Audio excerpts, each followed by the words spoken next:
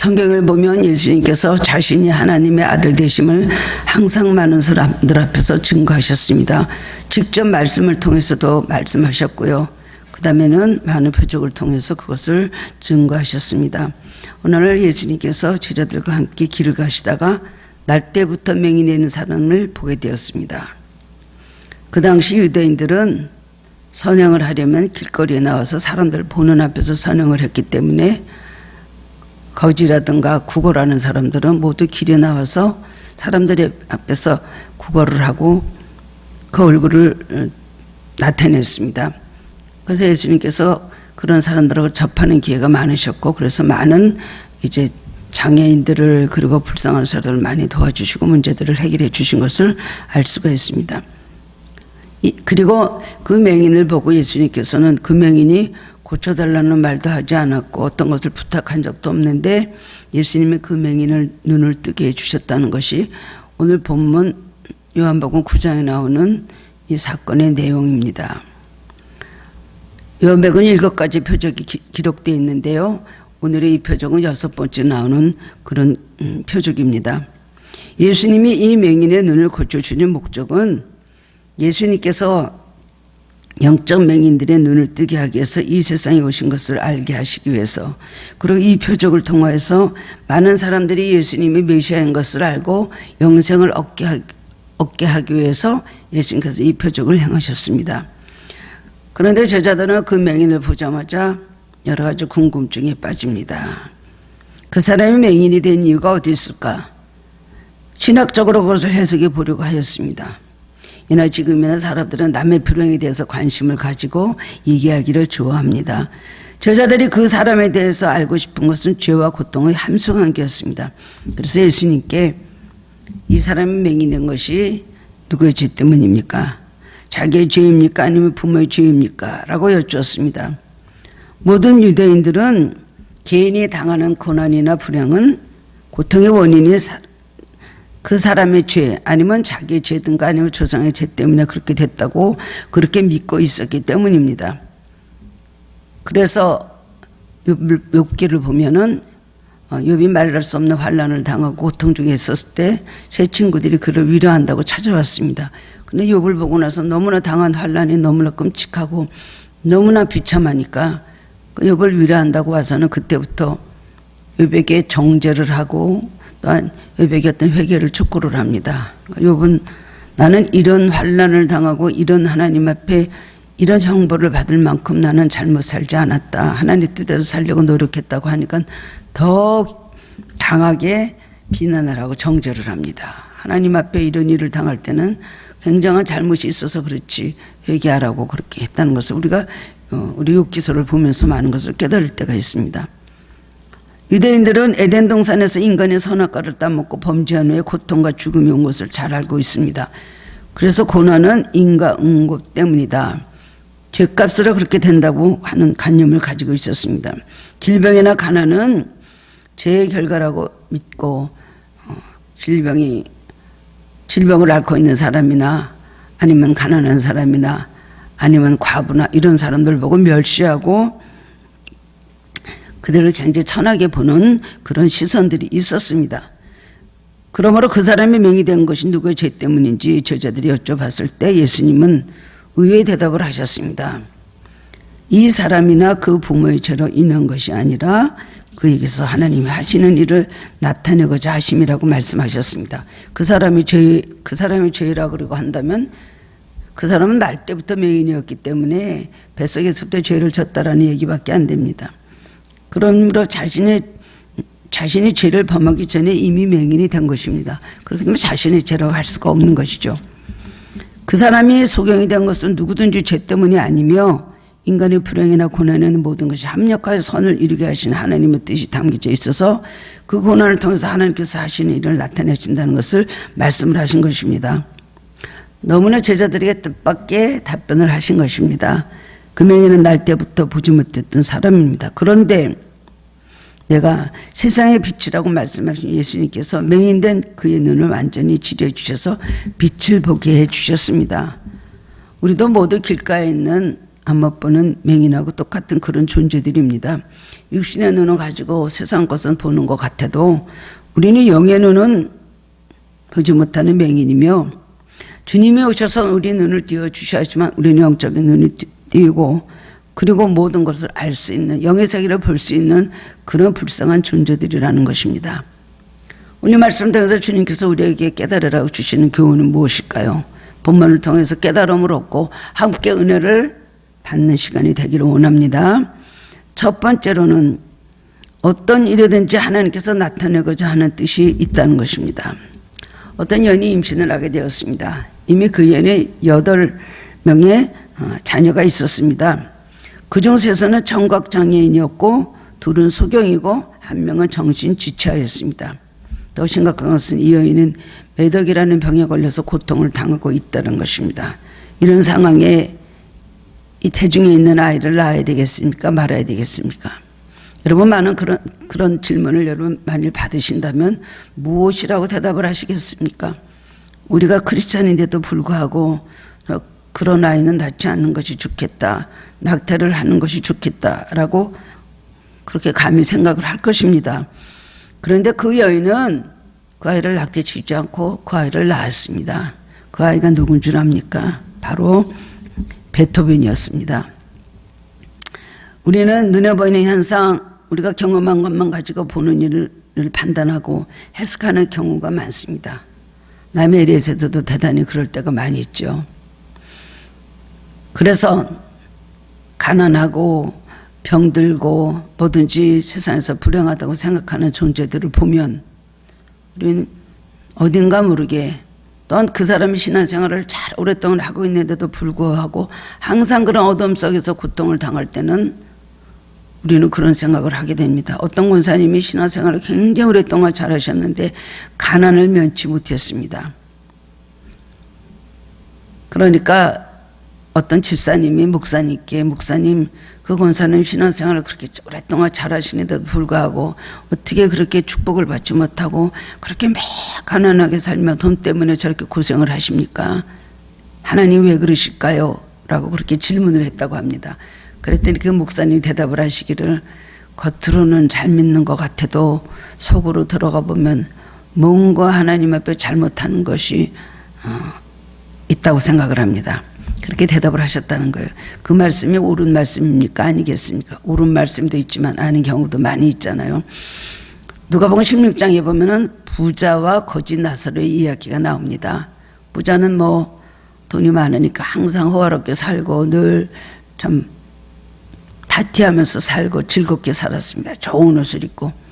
그런데 거지 나사로는 부자상에서 떨어지는 그 부스러기도 못 먹고 매일 그 집 대문 앞에서 그렇게 살았던 거지였습니다. 부자가 빵을 떼어서 손을 닦느라고 빵 조각을 떼어서 그것을 비벼갖고 던지면 가서 그것을 주워 먹고 그야말로 개같이 살았던 그런 사람이었습니다. 근데 죽어서는 완전히 운명이 달라졌죠. 부자가 세상에서 하나님을 잘 믿고 의롭기 때문에 그 사람이 부자로 살았을까요? 이 거지 나사로는 평생 죄를 짓고 저주 아래 살았기 때문에 그렇게 가난한 거지 생활을 면치 못했을까요? 죽은 다음에 완전히 운명이 달라진 것이 나와 있지 않습니까? 부자는 지옥에 떨어져서 뜨거운 화염에서 고통을 당한다고 했습니다. 거지 나사로는 아브라함 품에서 그야말로 천국의 안식을 누리면서 살고 있었던 얘기가 누가복음 16장에 나옵니다. 그렇습니다. 남의 행위나 불행에 대해서 우리는 뭐라고 말할 수가 없고 오늘 이 제자들도 이 나면서 맹인이 된 이 사람은 틀림없이 조상의 죄나 자기 때문에 죄 때문에 이렇게 됐을 거라고 하고 예수님께 질문을 했는데 예수님께서는 그것도 아니다. 죄 때문에 그런 것이 아니다. 나면서 맹인이 되면서 한 번도 빛을 보지 못한 저 불쌍한 사람, 저 불행하다고 느끼는 저 사람에게도 하나님이 하시고자 하는 일이 있고 그것을 나타내시기 위해서 저 사람이 저렇게 맹인이 되었다라는 말씀을 그렇게 하셨다는 겁니다. 우리는 고통과 고난의 원인을 우리가 갖고 있는 지식과 편견으로 우리는 찾으려고 하게 됩니다. 그렇기 때문에 우리는 세상적인 차원에서 뭐를 판단하다 보면 낙심을 하게 되고 비관을 하게 되고 그리고 자신에 대해서 굉장히 자신을 천하게 여기는 마음을 가질 수가 있습니다. 하나님의 귀한 존재며 자녀인 자기 자신을 보고 형편없는, 정말 안 태어난 것이 더 날 뻔했다라고 생각할 그런 을 가지고 사는 믿음의 사람들도 있다는 것입니다. 도대체 내 인생 속에는 왜 이런 어려움이 계속될까? 내가 원치도 않고 내가 선택하지도 않았던 일들이 계속 나에게 왜 일어날까? 그 이유는 무엇인가? 그러면서 심각하게 고민을 하게 됩니다. 인생을 살아가면서 원치 않은 어려움을 겪을 때 우리는 가장 떠오르는 것이 뭐죠? 원망입니다. 지난 날에 대한 후회입니다. 내가 잘못해서 이렇게 되었지. 내가 그때 그 사람을 만나지 않았어야 되는데, 내가 그 시간에 그것을 가지 말고 더 빨리 갔거나 늦게 갔더라면 되는데, 내 환경이 나를 또 이렇게 만들었다고 원인을 찾아서 어떤 사람, 그 사건, 그리고 환경을 마음속으로 원망하는 마음이 될 때가 참 많이 있습니다. 한국 사람들은 특별히 모든 것이 죄로 돌리죠. 옛날에 어머니들은 여러 가지 많은 풍파를 겪으면서 많은 슬픔과 아픈 일들을 많이 겪었습니다. 그러면 뭐라고 합니까? 내가 죄가 많아 그래. 내가 죄가 많아 그래. 이런 말들을 하시는 어른들이 참 많이 있었습니다. 죄 때문에 이렇게 된 것이야. 내 죄값이야. 그래서 그것을 그냥 묵묵히 받아들이고 체념하고 포기하고 사는 그런 모습들을 보았습니다. 죄값을 치르는 마음으로, 복역을 하는 죄수의 마음으로 그렇게 살아가면서 아무 꿈도 없고 소망도 없고 목적도 없는 그런 삶을 사는 것입니다. 어떤 분들은 어려움 앞에서 자기 삶을 포기하는 분들도 있습니다. 반면에 어려움을 극복하고 자기 인생을 더 풍성하고 더 기름지게 만들어내는 믿음의 사람들도 있다는 것입니다. 주님은 말씀하셨습니다. 희망이 없고 불행의 원인도 어디서 왔는지 알 수 없는, 태어나면서부터 맹인으로 태어난 사람이지만 이 사람에게도 삶의 의미가 있다. 하나님께서 자기가 하실 일을 나타내고자 하는 계획이 있다는 것입니다. 그리고 말씀하신 직계의 그 맹인에게 하나님이 하시는 일을 나타내셨습니다. 예수님은 우리들의 고난에 대해서 이렇게 정의하십니다. 그것은 죄값을 치르는 것이 아니다 라고 말씀을 하셨습니다. 모든 일에는 죄가 있기 때문에 어떤 결과가 온 일도 성립했습니다. 많은 악인들의 끝을 보면 죄를 지었기 때문에 하나님 앞에 잘못했기 때문에 버림을 받았던 경우도 많이 봅니다. 그러나 다 그렇다고 볼 수는 없는 것입니다. 하나님의 숨은 비밀을 누가 알겠습니까? 우리 세상에서 고통당하고 남에게 천대받고 멸시당하고 사는 것이 그럴 만한 대상이기 때문에 하나님께서 그렇게 하셨겠습니까? 하나님이 보시는 것은 전혀 다른 것입니다. 오늘도 주님은 이 제자들의 편견과 갖고 있는 모든 고정관념을 깨시고 상상할 수 없는 말씀을 하셨습니다. 얼마나 소망을 주시고 얼마나 희망을 주시는 말씀입니까? 예수님도 그런 삶을 사셨습니다. 불행하기로 말하고 고난당하는 사람으로 말하자면 예수님같이 불쌍하고 예수님같이 불행하고 남들이 보면 저주받은 인생을 살았던 그런 분도 이 세상에 없습니다. 십자가에 달려서 처참하게 피 흘리고 돌아가실 때에 그것을 바라보는 사람들의 마음들은 어떻겠습니까? 예수님 누군지 모르는 사람들은 그 모습을 보면서 무슨 죄를 졌기에 저렇게 30살 좀 넘은 젊은 청년이 무슨 죄를 져서 죄값으로 저렇게 저주를 받고 저렇게 죽어가야 되는가 라고 생각을 했을 것입니다. 그런데 예수님은 그 수많은 고통을 당하시면서도 한 번도 원망을 하거나 후회를 하거나 흔들려 보신 적이 없습니다. 왜냐하면 예수님께서 이 세상에 오신 목적을 예수님은 잘 알고 계셨기 때문에 그렇고, 그것은 아버지가 나를 통해서 이루시려는 일이 있다. 나를 이 세상에 보내신 뜻이 있다. 나를 통해서 나타내고자 하시는 일들이 있다라는 것을 항상 마음속에 가지고 계셨기 때문에 끝까지 예수님은 십자가 고통을 참으셨다는 겁니다. 십자가에서 돌아가시기까지 예수님은 아버지께서 나를 통해서 이루실 일이 있다고 그 모든 것을 고통을 다 견디시고 인내하셨습니다. 십자가에서 손과 발이 다 못 박혀서 꼼짝도 할 수도 없고 고통 중에 많은 어려움을 겪으시고 좀 그걸 견디시기 얼마나 힘드셨겠습니까? 꼼짝할 수 없는 순간까지, 그리고 숨도 쉴 수 없는 그 마지막 순간에 왔을 때도 나를 통해서 아버지께서 무엇인가를 이루시기를 원하시는 뜻이 있다고 그렇게 생각을 하셨다는 겁니다. 그래서 십자가에 못 박히면서 바로 맨 처음에 하신 기도가 뭡니까? 아버지여, 저희들의 죄를 용서하여 주옵소서. 저희들은 자기들이 하는 일을 알지 못하나이다. 예수님은 아버지께서 자기를 이 세상에 보내신 것이 인류를 구원하시기 위해서 보내셨다는 걸 알고 계셨기 때문에 십자가에 달리시자마자 한 것이 인류를 위한 예수님의 중보기도를 하시고 희생이 되셔야만 인간을 구원하실 수 있고, 그 다음에 그것을 아버지께서 원하시기 때문에 그 일을 위해서 기도하셨던 것을 볼 수가 있습니다.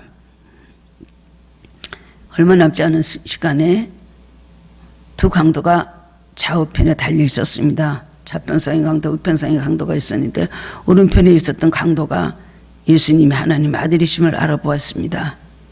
갑자기 그러면서 주여, 주께서 낙원에 이르시거든 나를 생각해 달라고 그렇게 말합니다. 예수님께서 뭐라고 하셨어요? 그래, 오늘 오후에 내가 나와 함께 낙원에 있으리라 말씀을 하셨습니다. 마지막 얼마 남지 않은 순간에도 이 영혼을 구원하시라는 하나님의 뜻이 계시구나 생각하고 그 사람에게 구원을 주셨다는 겁니다. 찰스 스퍼전 목사님은 이렇게 말했습니다. 우리의 고통과 아픔은 하나님의 능력과 은혜를 나타내는 통로가 된다. 더 분명하고 확실한 뜻을 증거하기 위한 통로가 된다. 그렇게 말했습니다. 그리고 통로가 될 뿐 아니라 성령의 용광로가 된다고 말했습니다.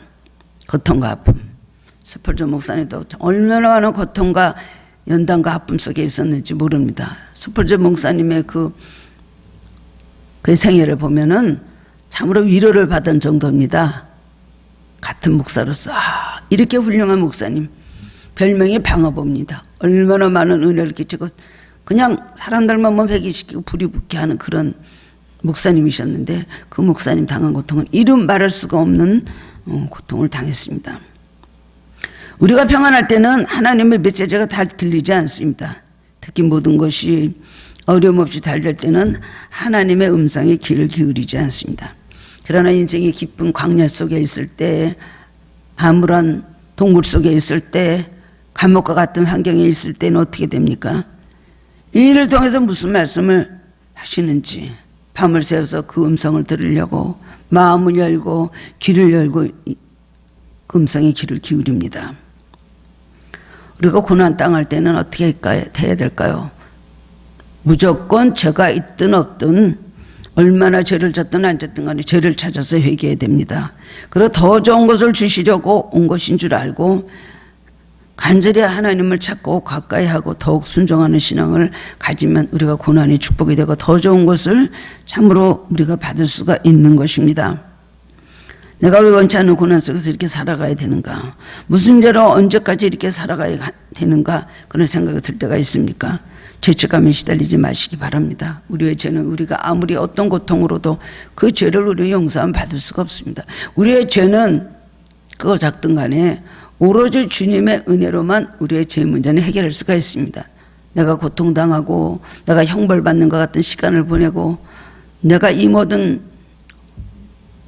시련과 역경 속에서 이를 악물고 참는다고 그 우리의 죄에 대한 것이 우리가 해결하는 것이 절대로 아닙니다. 또 하나님은 죄값으로 우리를 평생을 두고 영원히 그 죄값을 갚아라 하시는 분도 절대로 아니십니다. 죄값을 치르는 것이 아니고 어려운 상황과 사건을 통해서 나타내고자 하신 주님의 뜻이 있다는 것을 믿으시기 바랍니다. 나의 연약함도 나의 모든 이 허물도 실수도 나의 실패도 이것을 통해서 하나님 분명히 나타내시는 하나님 뜻이 있다.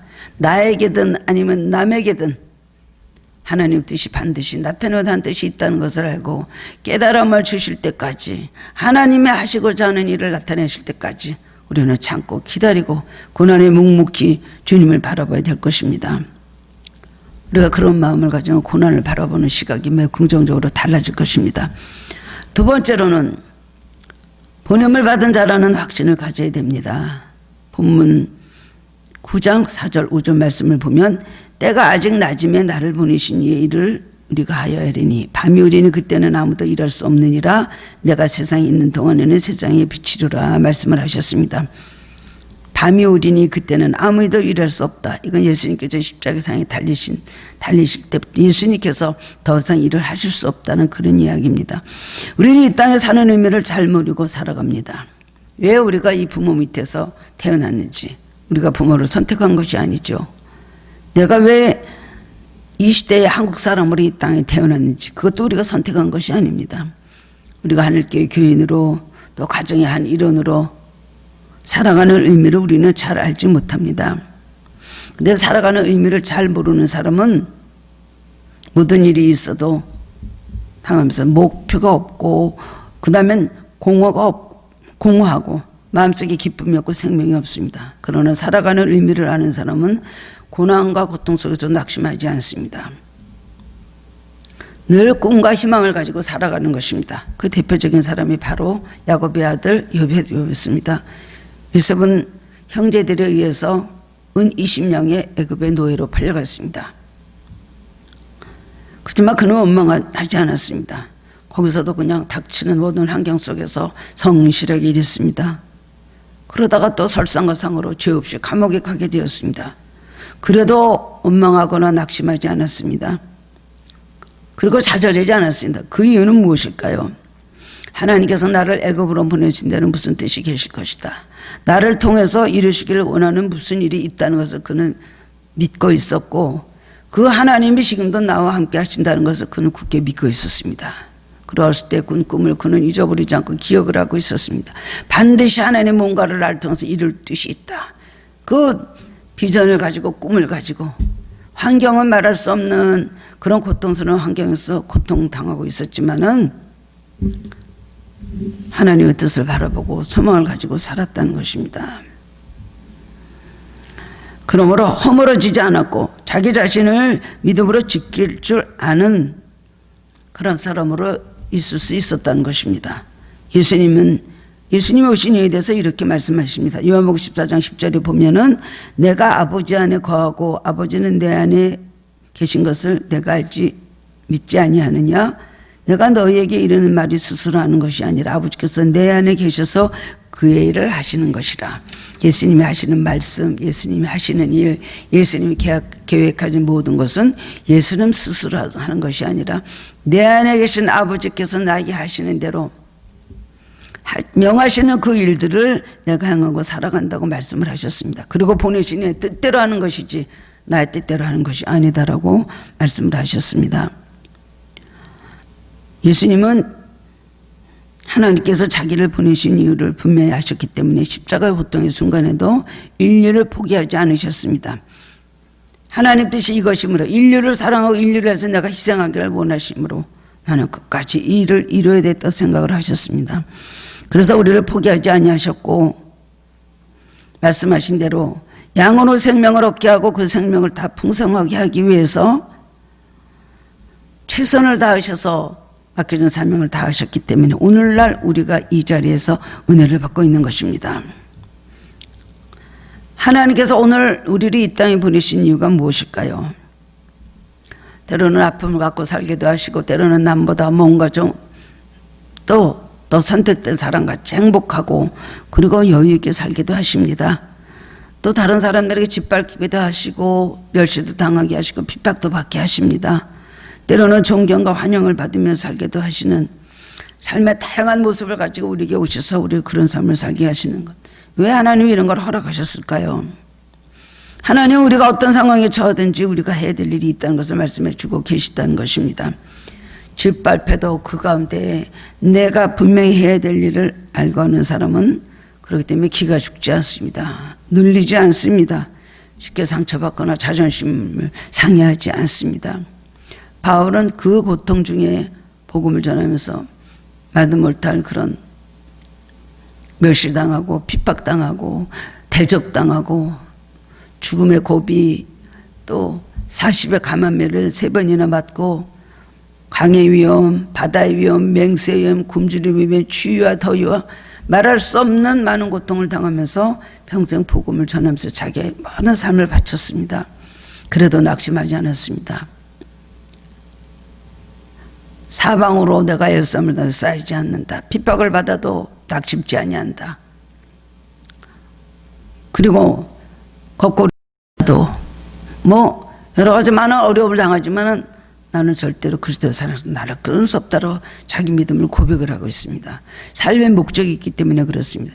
나는 살아도 좋고 떠나도 좋고 살든지 죽든지 나는 주의 것이로다. 자유로웠습니다. 이 세상에 대해서. 나는 오로지 하나님께서 나에게 주신 이 삶에만 감당하면 된다고 생각을 하고 그대로 살았다는 것입니다. 예수님은 우리를 오늘 주님의 일하는 파트너로 삼아주셨습니다. 교회 구석구석 하나님의 일을 위해서 해야 될 일들을 위해서 불러주셨습니다. 우리 가정과 어려움을 짐을 지는데 주님 대신 나를 보내셔서 지게 하시고 감당하게 하십니다. 많고 많은 나라 중에 하필 이렇게 고난과 풍파가 끊이지 않고 문제가 많은 나라에 태어나게 하신 것은 무엇일까요? 왜 이 땅에 성령을 물부터 부어주셔서 한국에 많은 그리스도인들이 있으면서 기도할 수 있는 은혜와 능력을 허락해 주셨습니까? 지금 이 시대에 우리가 많은 어려움을 당하고 있습니다. 불의와 의가, 선과 악이, 그리고 성령과 악령의 세력이 서로 대적하고 있는 이 시대 속에서 우리가 그동안 물부터 성령을 우리 한국 교인들에게 부어주신 것은 이때를 위해서 기도하라고 부어주신 것입니다. 한국 땅에 태어나게 하시고 또한 우리에게 믿음을 주시고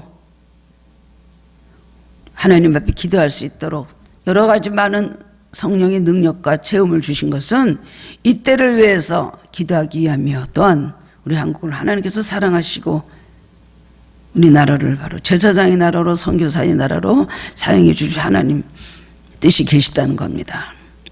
우리를 통해서 나타내고자 하시는 하나님의 뜻이 계시다는 겁니다. 오늘 그것을 알고 그 말씀대로 순종하려는 사람을 하나님께서 찾고 계십니다. 주님께서 부르실 때 믿음으로 응답하여서 우리를 보내시는 목적을 아름답게 이루어드리는 믿음의 사람들이 되어야 되겠습니다. 세 번째로는 예수님 맹인의 눈을 고쳐주셨습니다. 때가 아직 낮이게 일을 하셔야 된다고 하신 것처럼 바로 그것을 예수님 낮에 일을 하셨습니다. 예수님 말씀은 곧 행동이었고 예수님 행동은 곧 말씀이셨습니다. 예수님 땅에 침을 뱉어서 진역을 이겨서 그의 눈을 바르시고 실로암 못에 가서 씻으라고 말씀을 하셨습니다. 그 당시에 침은 로마인이나 유대인에게서는 특효약으로 생각되는 것이었습니다. 흙을 사용했다는 것은 하나님의 사람을 창조하시다 흙으로 만드셨다는 것이고 그 다음에 침을 뱉었다는 것은 말씀으로 우리를 다시 고치신다는 겁니다. 실로암이라는 뜻은 보냄을 받았다는 뜻입니다. 실로암은 길이가 16m 또 넓이가 6m 길이가 6m 되는 그런 못입니다. 기드론 계곡에 있는 기온샘이라는 것을 흘러들어온 물로 반석을 뚫어서 만든 터널을 통해서 물이 흘러내리는 것이었는데 실로암은 하나님의 보내심을 받아서 이 세상에 오신 예수 그리스도를 상징하는 것입니다. 흙의 침을 이겨서 눈에 바르셨다는 건 흙이라는 건 인간을 말하는 것이고 침이라는 건 하나님의 말씀을 말하는 것이죠. 그리고 실로암으로 보냈다는 것은 예수 그리스도가 구원해 주시다는 그런 상징적 의미를 가지고 있습니다. 예수님께서 맹인을 고치신 것을 성경에 보면 항상 동일한 방법은 아니셨습니다. 어떤 사람은 만지셔서 맹인의 눈을 뜨게 하셨고 어떤 사람은 말씀으로만 고쳐주셨습니다. 또 어떤 사람에게는 침을 발라서 고쳐주셨습니다. 진역을 이겨서 눈에 발라서 오늘 맹인같이 고쳐준 사람도 있습니다. 이 맹인은 주님의 말씀에 순종하여서 눈에 진역을 바른 채 실로암까지 가서 눈을 씻었습니다. 그때 알지 못했던 맹인의 눈이 떠졌습니다. 한 번도 빛을 보지 못했던 사람의 눈에 빛이 들어오고 세상 모든 만물이 보일 때에 그 기쁨은 맹인이 아니면 알지 못하는 그런 굉장한 기쁨이었을 것입니다. 예수님 손가락으로 흙을 진역을 이겨서 침을 바르셔서 그에게 발라주셨다. 눈에 되었습니다. 이건 뭘 말합니까? 놀랄만한 은혜입니다.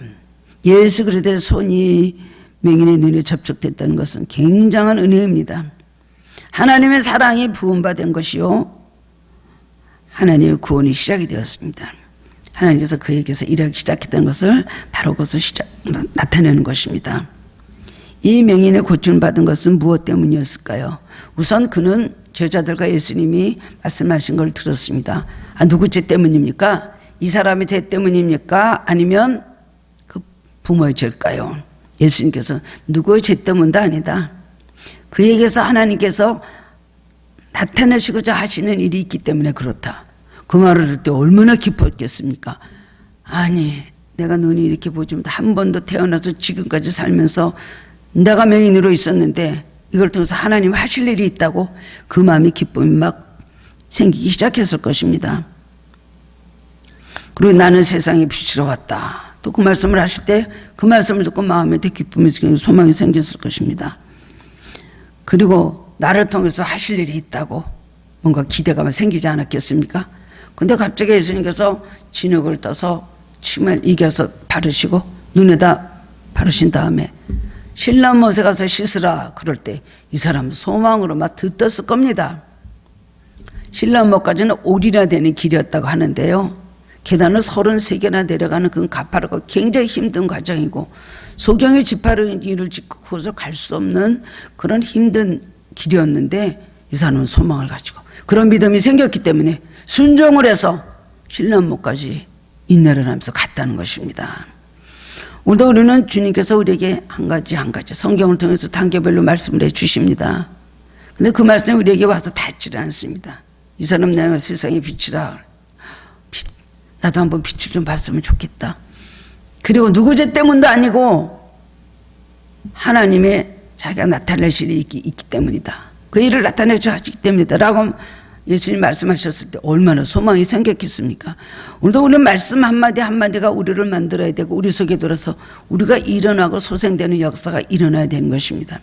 우리가 비관하고 있는 문제들, 낙심하고 있는 문제들, 운명적으로 돌리는 문제들, 마음속에 우리를 힘들게 하는 문제들이 우리는 누구에게나 다 있습니다. 그럴 때마다 예수님께서 그건 누구 죄 때문도 아니야. 네가 잘못해서 그런 것도 아니고 너 그렇게 죄책감에 빠지지 마라. 그것이 아니라 너를 통해서 하나님이 하실 일이 있단다. 이제 그것을 나타내시기 위함이다 할 때 우리는 소망을 가질 수 있지 않겠습니까? 나 같은 걸 통해서 내가 가지고 있는 건 하나것도 내놓을 것이 없는데 나 행한 것 죄뿐이요 나에게 있는 것은 허물과 실수와 실패와 수치밖에 없는데 상처밖에 없는데 이걸 통해서 하나님이 하실 일이 있고 그걸 나타내실 것이라고 생각한다면 우리 마음에 소망이 생기지가 않겠습니까? 그러나 중요한 것은 순종입니다. 우리는 인간이기 때문에 완전히 의심하지 않고 믿고 완전히 한 번에 순종하기가 쉽지 않습니다.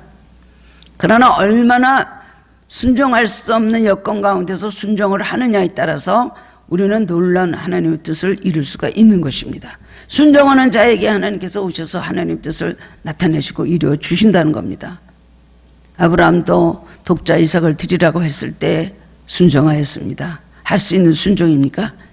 100살에 주신 아들을, 생명과 같은 아들을 우리아산에 데려가서 거기서 번제로 드리라고 했을 때 칼로 찔러서 죽이고 내장을 다 파내고 양같이 염소같이 그리고 묶어가지고 단위에 올려놓고 불을 태워서 존재도 없이 연기로 올라가게 하라는 그것이 순종할 수 있는 일입니까? 아브라함은 그대로 순종을 했다는 것입니다. 나만 장군도 엘리사의 말을 듣고 요단강 가서 7번 씻으라고 할 때 처음에는 좀 원망했지만 혈기를 부리고 화를 냈지만 가서 7번을 요단강에 가서 씻을 때에 그의 나병이 깨끗하게 고침을 받았습니다. 가나온인 잔치에서도 포도주가 떨어졌습니다. 그 집에 위기를 당했을 때 예수님께서 도랑아리 6개 비낭아리에 갖다 물을 부어라. 하인들이 그 말을 듣고 한마디도 반문을 하지 않고 그대로 순종을 했습니다. 순종이라는 것은 알고 순종하는 건 순종이 아닙니다. 온전한 순종이 아닙니다. 그렇게 해서 어떻게 하실 건데요? 그래서 어느 날 어떻게 해 주실 건데요? 그렇게 하면 일이 될까요? 어떻게 그 일이 됩니까? 물을 갖다 부었는데 어떻게 포도주가 나올까요? 그게 무슨 상관이 있습니까? 여러분이 어떤 것을 주님 앞에 마음속에 순종을 주님께서 여러분이 명령하셨다면 그것을 따져서 묻고 이해하려고 들고 다 이해가 되고 그 말씀이 다 수긍이 될 때 그때 순종하는 것은 순종이 아닙니다. 무조건 순종하는 것이 바로 순종인 것입니다. 순종하면서 우리는 축복을 받을 수가 있고, 순종할 때 우리는 영의 눈이 떠진다는 걸 믿으시기 바랍니다. 우리에게 중요한 것은 순종인 것입니다. 우리가 불완전한 인간이기 때문에 완전히 다 순종할 수 없지만, 그래도 순종하다가도 주저앉고 투덜대다가도 원망하다가도 또 순종하고, 그래도 끝까지 순종해 가다 보면 하나님께서 우리를 향해서 나타내실 일이 그 다음에는 보이게 된다는 것입니다. 그렇습니다. 처음에는 안 하다가도 중간엔 하다가도 그래도 끝에 가서 순종을 했을 때에 주님께서 순종을 했다고 우리를 인정해 주시는 것입니다. 근데 말씀에 아멘하고 그러는 척하면서도 끝까지 순종하지 않으면, 순종하지 않는 사람에게 하나님은 어떤 것을 나타내 보이실 수가 없습니다. 그렇기 때문에 천국과 지옥을 만드신 것 아닐까요? 그래서 세상에서 실수도 하고 죄도 짓고 부족하지만 그래도 천국이 있는 것을 믿고 마지막까지 그 영생에 들어가기 위해서 마음에서 소망을 가지고 믿음을 가지고 가는 사람은 결국 천국에 들어갑니다. 그러는데 교회 다니면서도 절대로 믿지 않고 하나님의 말씀 불순종하고 부정하고 자기 마음대로 살다가 마지막에 불순종해서 결국은 지옥으로 가게 된다면 그 책임이 누구한테 있는 건가요? 그 책임은 자기 자신에게 있는 것입니다. 꺼져가는 심주 같은 믿음을 가지고도 예수님 말씀에 의지해서 순종하는 것이 바로 믿음인 것입니다.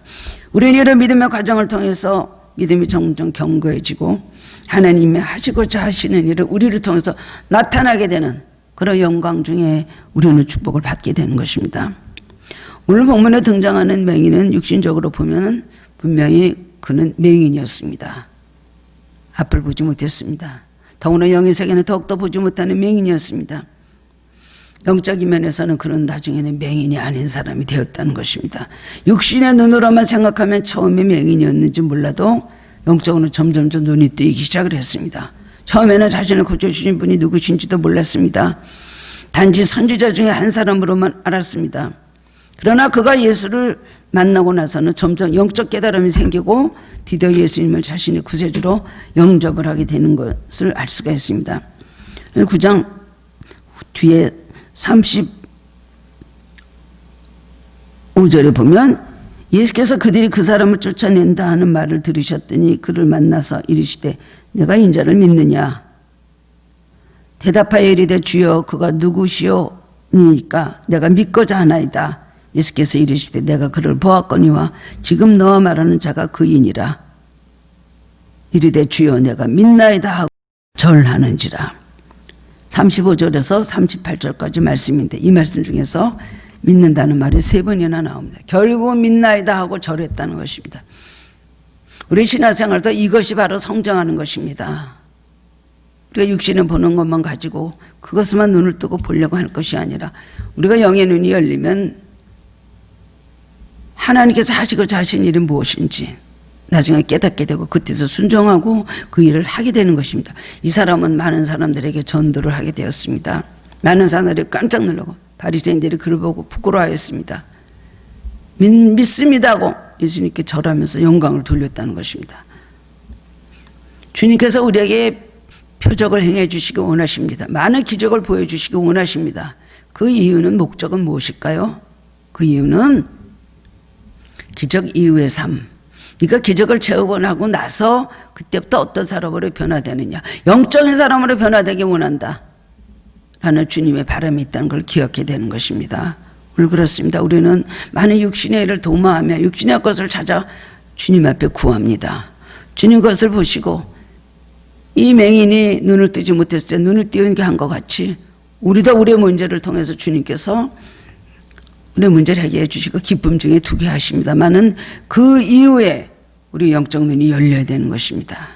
기적을 주시고자 하는 목적과 우리가 기적을 얻고자 하는 것이 서로 목적이 다르면 안 되는 것입니다.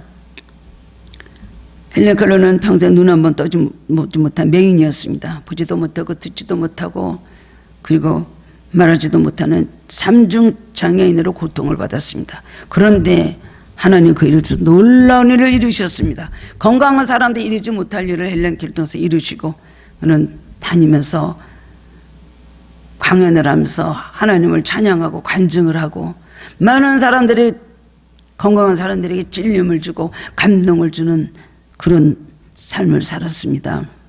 세상이 점점 어두워져 갑니다. 세상이 어두울수록 사람들은 육신의 일을 더 보려고 합니다. 육신의 일을 더 주기를 바랍니다. 뭔가 보이지 않을까? 뭔가 길이 보이지 않을까? 뭔가 좀 잡을 수 있지 않을까? 그걸 찾아서 헤맵니다마는 사실 인생의 인도자는 바로 예수님이십니다. 주님은 우리들의 눈이 영적으로 뜨이기를 원합니다. 우리는 그리 알 수가 있습니다. 밤인지 낮인지 아무것도 알지 못하고 이게 바른 생명의 길인가 아니면 이게 죽음의 길인가 보고 걸어가야 되지 않겠습니까? 우리 그리스도인들은 영적 눈이 열려야 됩니다. 무엇이 참 가치가 있는지 의미가 있는지 이 고통과 이 고난을 통해서 단 이 축복을 통해서 하나님 나에게 말씀하신 것이 무엇인가, 나에게 뭘 주셨다면 이것을 통해서 주님께서 원하시는 것이 무엇인가, 내가 주님을 위해서 무슨 일을 해야 될 것인가를 우리는 깨달아 알아야 되는 것입니다. 우리들에게 기도할 수 있는 힘을 주시고 영적 은혜와 은사를 주셨다면 전해야 되는 것입니다. 남보다 그런 면으로 풍요한 사람이기 때문에 우리는 전해야 되는 것입니다. 우리에게 건강을 주시다면 그 건강을 가지고 주님에서 몸 아끼지 말고 일을 해야 됩니다. 우리에게 재능을 주셨다면, 우리에게 물질을 주셨다면 그것을 통해서 하나님께서 우리를 통해서 나타내고자 하시는 일이 있다는 것입니다. 부유한 사람은 가난한 사람을 돌아봐야 되고, 재능 있는 사람들은 재능 없는 사람들에게 가서 그것을 가르치고 도와줘야 된다는 것입니다. 결국은 주님 위해서 일을 해야 되고, 예수님께서 보내신 자의 뜻을 내가 이루는 삶을 살았다고 하실 것 같이 우리도 우리를 보내신 하나님의 뜻을 우리는 이루며 살아야 된다는 것입니다. 여러분, 영의 눈이 열리도록 기도하시기 바랍니다. 신령한 세계를 보고 거룩한 세계를 보고 의의 세계를 보고 진리의 세계를 보는 사람이 되어야 되는 것입니다. 우리 하나님께 모든 성도님들이 그런 은혜 속에 있기를 원합니다. 영적으로 잘 이해하고 해석하고 한마디만 들으면 10가지를 알 수 있는 그런 영적으로 지혜로운 분들이 되기를 원합니다. 영의 눈이 없으면 우리는 한 발짝도 나아갈 수가 없습니다. 이 세상이 어떻게 돌아가지 우리는 봐야 될 거 아닙니까? 깨달아야 되는 것입니다. 주님의 마음으로 그것을 보고 판단을 하고 분별을 해야 되는 것입니다. 무엇을 기도를 해야 될지, 무엇을 우리가 한탄을 해야 될지, 무엇을 기뻐해야 될지를 다른 가치관을 가지고 주님의 시각으로 우리는 봐야 된다는 것입니다. 사탄은 우리 영적인 눈을 맹인으로 만들어 가고 있습니다. 하나님 보지 못하게 하고 썩어질 육신과 세상 것만을 바라보게 합니다. 유혹을 합니다. 자기 욕심과 자신의 이익만을 보게 합니다. 주위를 넓게 보지 못하고 옹졸한 사람으로 완전히 가두어 버립니다. 육신의 정욕을 위한 것만 보게 만들어 버리고, 이것이 바로 맹인의 모습이고, 맹인은 죄 짓는 것밖에 뭐 할 게 있겠습니까? 사람 돈에서 나오는 몇 푼의 동전을 가지고 하루를 사는 가련한 인생으로 끝나게 되는 것입니다. 오늘 영에서를 깨닫고 마음문이 열린 우리들은 그러므로 예배 시간에도 큰 은혜를 받게 되는 것입니다. 매일매일 영의 눈이 열려서 주님을 뵙고 주님이 하시는 일을 나타내는 하나님께 성도님들 되시기를 주님의 이름으로 축원합니다. 사랑의 주님, 은혜를 감사드립니다. 예수님 이 세상에 2000년 전에 오셔서 하신 일, 하신 말씀, 오늘도 다시 읽으며 은혜를 받습니다. 주님, 나면서부터 한 번도 빛을 본 적이 없는 이 맹인 됐던 사람, 얼마나 불쌍하고 저주 속에 아무 소망이 없이 살았겠습니까? 예수님 오셔서 그의 삶의 가치와 의미를 부여해 주셨습니다. 누구 죄 때문인 것이 아니라 그를 통해서 하나님께서 하나님의 일을 나타내시고자 하고자 합니다 라는 소만 좋은 말씀을 주시고 그의 인생을 고쳐주셨습니다. 주님, 우리가 가치가 없고 아무 하나님 앞에 내놓을 것도 없는 죄인들이지만 주님, 우리들을 통해서 놀라운 일을 이루실 것이라는 말씀을 듣고 하나님의 소망을 가지고 감사를 드립니다. 그렇습니다. 우리는 내놓을 것이 아무것도 없습니다. 우리의 향한 것 죄뿐이요, 실패와 허물과 실수와 상처와 주님 부끄러운 것밖에 없습니다만은 오늘 저희들의 그 약한 것을 통하여서 하나님은 놀라운 일을 이루신다는 생각을 하면서 주님이 안 계실 때 우리가 더 이상 낙심하거나 좌절하지 아니할 수 있음을 알고 감사를 드립니다. 우리들의 모든 부끄러운 것까지도, 우리들의 모든 실패까지도, 우리들의 모든 연약함까지도 주님께서 그것에 함께 하셔서 주님의 일을 귀하게 사용하여 주시고 주님 하시를 나타내 주시기를 원합니다. 그런 존재가 된다면 더 이상 감사하고 더 이상 기뻐할 일이 없을 것이라고 생각을 합니다. 주여 우리를 사용하여 주시옵소서. 우리도 모든 것을 통하여 하나님 일을 하시기를 원합니다. 그런 정말 귀하고 복된 존재들이 되기를 원합니다. 그런 축복이 우리 하나님께 성도님들에게 넘치게 하여 주시옵소서. 예수 그리스도 이름으로 감사하며 기도드리옵나이다. 아멘. 주 예수 그리스도의 은혜와 하나님 아버지의 무한하신 사랑과 성령님의 감화감동 교통하심이 일어나 빛을 발하는 하늘교회와 어두운 가운데도 영의 눈이 떠져서 진리의 세계를 알고 신령한 세계를 보고 주의 뜻을 분별하며 주님과 함께 일하는 귀한 성도님들 머리 위에 가정 자녀 위에 지금부터 영원토록 함께 있을지어다. 아멘.